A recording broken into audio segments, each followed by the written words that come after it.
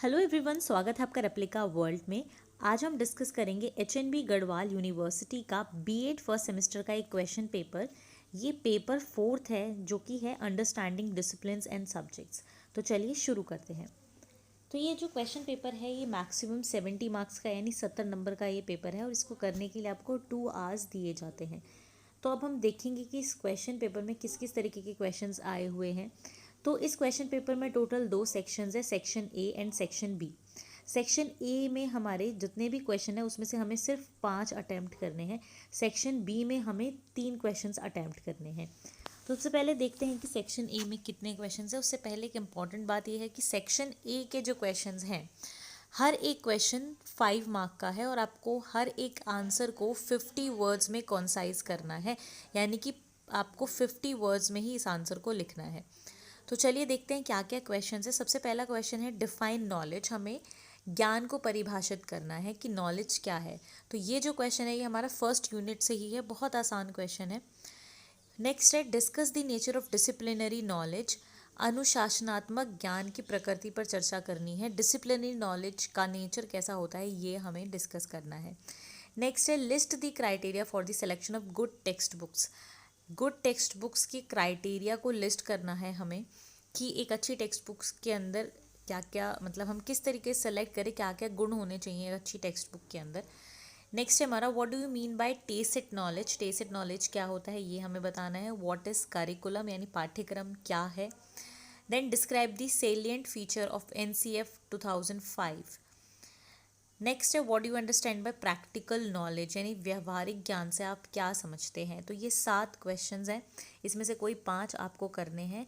एक बहुत ही इम्पॉर्टेंट चीज़ ये है कि ये ऐसे क्वेश्चंस हैं जो आपको देखने को मिलेंगे ही हर बार, यानी इन 7 क्वेश्चंस में से आपको मैक्सिमम क्वेश्चन हर बार देखने को मिलते हैं। तो ये क्वेश्चंस रिपीट होते हैं क्योंकि ये बहुत इंपॉर्टेंट क्वेश्चंस हैं। या तो इंटरनल एग्ज़ाम, एक्सटर्नल एग्ज़ाम में आपको ये क्वेश्चंस देखने को मिलते ही मिलते हैं क्योंकि ये इस सब्जेक्ट का या इस पेपर के इम्पॉर्टेंट टॉपिक्स हैं।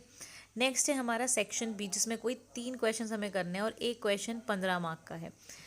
सबसे पहला क्वेश्चन है describe contextual and subjective knowledge. Contextual and subjective knowledge को हमें डिस्क्राइब करना है। नेक्स्ट है what do mean by interdisciplinarity. Interdisciplinarity को आप क्या समझते हैं। और discuss the importance of disciplinary knowledge to school students. Disciplinary knowledge की क्या इंपॉर्टेंस है स्कूल स्टूडेंट्स के लिए। नेक्स्ट है describe the emergence of discipline in social and intellectual context. सामाजिक और बौद्धिक संदर्भों में अनुशासन के उद्भव का वर्णन हमें करना है। नेक्स्ट है discuss the process of knowledge construction in the classroom. कक्षा में ज्ञान निर्माण की प्रक्रिया पर चर्चा करनी है। Then what do you mean by syllabus. Syllabus यानी कि पाठ्यचर्या से आप क्या समझते हैं। What is syllabus. Differentiate between syllabus and curriculum. Curriculum और सिलेबस में क्या फ़र्क है। Mention the criteria with examples required for the selection of subject content. Subject content अगर सेलेक्ट करना है तो क्या क्राइटेरिया होना चाहिए। तो इस तरीके के कुछ क्वेश्चन है जिसमें से आपको सिर्फ 3 क्वेश्चन अटेम्प्ट करने हैं।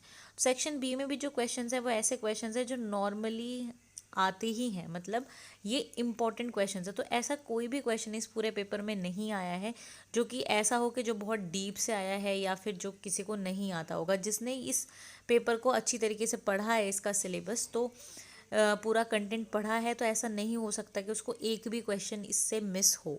सारे क्वेश्चंस बहुत ही आसान हैं। तो इस तरीके के ये हमारे क्वेश्चंस थे of paper number 4 understanding discipline and subjects. तो इस पेपर पे बहुत सारे लेक्चर्स ऑलरेडी चैनल पे अवेलेबल हैं, इस पेपर के भी और बाकी पेपर के भी। तो अगर आपने अभी तक नहीं देखी हैं वीडियोस और आप पढ़ना चाहते हैं तो आप ज़रूर देखें। तो आज के लिए सिर्फ इतना ही। मैं उम्मीद करती हूँ वीडियो आपको अच्छी लगी होगी। अच्छी लगी तो लाइक ज़रूर करें, शेयर करें, रेप्लिका वर्ल्ड को सब्सक्राइब करें।